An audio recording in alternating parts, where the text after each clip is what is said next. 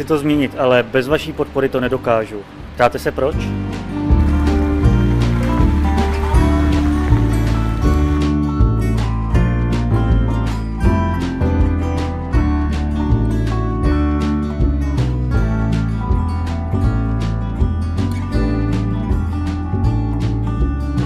I když se snažíme získávat evropské dotace, tíží nás splátky dluhu z minulosti. Změnu zákona o rozpočtovém určení daní Liberec nutně potřebuje, tak, aby se mohl rozvíjet jako jiná města.